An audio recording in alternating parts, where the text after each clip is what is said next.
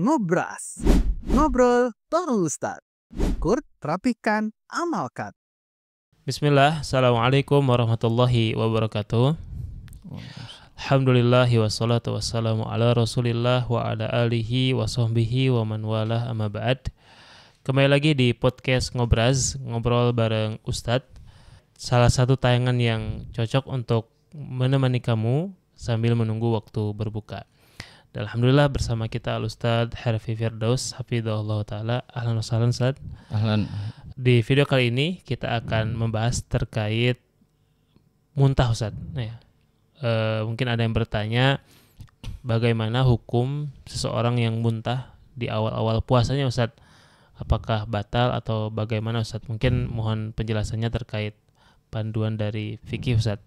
Tapi sebelum itu seperti biasa kita setelah mengukur pandangan dari masyarakat berkenaan dengan tema yang kita bahas di video kali ini.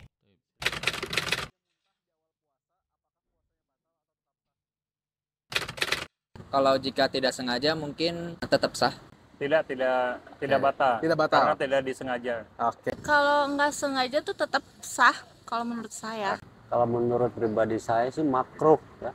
Begitu Ustadz terkait muntah ya. Ya. Mohon penjelasannya. Ya, bismillahirrahmanirrahim. Alhamdulillah wassalatu wassalamu ala rasulillahi wa ala alihi wa ashabihi wa man tabi'ahum bi isanin ila yaumiddin. Amma ba'du. Teman-teman sekalian, berkaitan dengan hukum muntah di bulan Ramadan. Di bulan Ramadan ketika saum yang dimaksud adalah berarti siang hari ya, dari azan subuh ke azan maghrib itu ada yang namanya pembatal saum. Nah, pembatal saum diantaranya adalah jima, kemudian mengeluarkan air mani ya dengan sengaja, dan kemudian makan, minum, memasukkan benda-benda lain selain makanan dan minuman ke rongga mulut. Nah, dan banyak lagi, dan diantaranya adalah al-istiqo. Istiqo itu adalah sengaja muntah. Jadi sengaja muntah itu termasuk pembatal saum. Ya, berdasarkan hadis Nabi SAW, kata Nabi, man dzara'ahul qai fala qada alaihi wa man istaqa fa alaihil qada.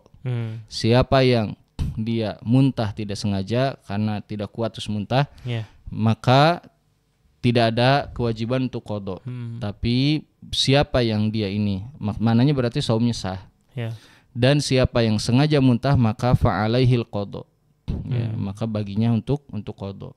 Jadi istiqo sengaja muntah itu maksudnya pembatal saum. Berarti kalau muntah tidak sengaja tidak membatalkan saum. Ya, nah kalau ada seseorang muntah dengan sengaja, misalnya dengan memasukkan jari gitu saja. Jari, atau misalnya dia melakukan hal-hal yang dia tahu kalau melakukan itu bakal muntah. Ya, misalnya siang-siang di bulan Ramadan ngabuburit kemudian naik roller coaster. Dia biasanya kalau naik roller coaster suka muntah ya.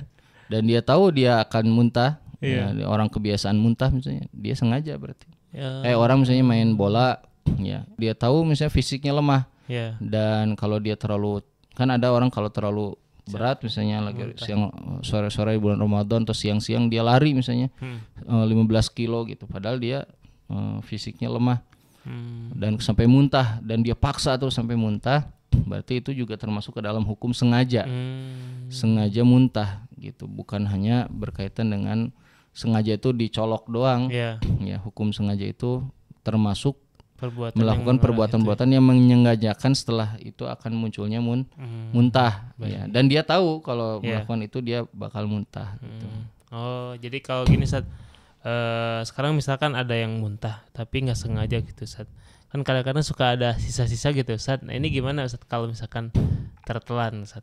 Nah, kalau fuqaha madhab mengatakan kalau dia berada di atas makhraj huruf H, ya, wasatul halqi, ya, pertengahan tenggorokan, kalau ada di atasnya maka dia wajib dikeluarkan, nggak boleh ditelan lagi.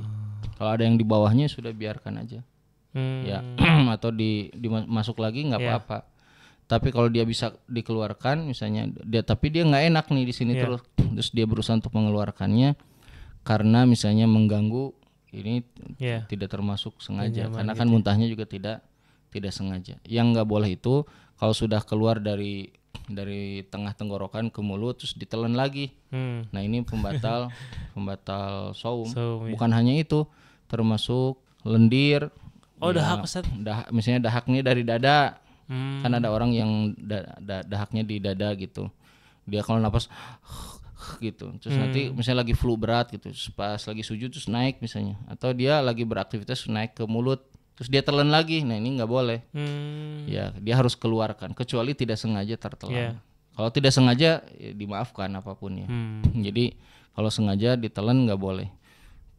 Kalau mazhab Syafi'i dan sebagian mazhab membatasinya yaitu tengah tenggorokan itu makhraj urfa. Baik, jadi memang harus hati-hati juga Ustaz ya. Kadang-kadang kita suka ya kayak pengen nelan gitu, padahal kalau dengan sengaja ya bisa batal puasanya gitu Ustaz. Kalau udah di mulut nggak boleh ditelan, ya keluarin aja. Kecuali nggak sengaja. Jadi kalau dari sini keluar ke mulut, nah terus pas dia bangun ketelan lagi nggak sengaja tidak apa-apa. Tapi kalau sengaja ditelan lagi itu membatalkan saum. Jadi dia harus keluarkan. Begitu. Baik Ustaz, syukran Ustaz penjelasannya Ya, ini sudah mencerahkan ya. Jadi itu tadi penjelasannya terkait muntah yang langsung dijelaskan sama Ustaz, baik yang disengaja maupun yang tidak disengaja, berkenaan dengan keabsahan atau sah atau tidaknya puasa tersebut. Alhamdulillah, semoga podcast Ngobras kali ini bermanfaat, dan jangan lupa di share, di subscribe channel Al-Fitya sehingga sahabat filah tidak terlewatkan dari podcast Ngobras ini. Wassalamualaikum warahmatullahi wabarakatuh. Waalaikumsalam warahmatullahi wabarakatuh. Rasulullah Shallallahu Alaihi Wasallam semakin dermawan di bulan Ramadan. Dari Abdullah bin Abbas radhiyallahu anhuma, beliau berkata, Rasulullah Shallallahu Alaihi Wasallam adalah manusia yang paling dermawan melakukan kebaikan, dan kedermawanannya semakin menjadi-jadi di bulan Ramadan sampai beliau wafat. Hadis riwayat muttafaq alaih. Mari ikuti jejak Rasulullah dengan cara salurkan infak, sedekah, zakat terbaiknya melalui. Semoga Ramadan ini dan seterusnya menambah keberkahan bagi rezeki sahabat fillah sekalian. Syukran wa jazakumullah khair. Barakallahu fikum.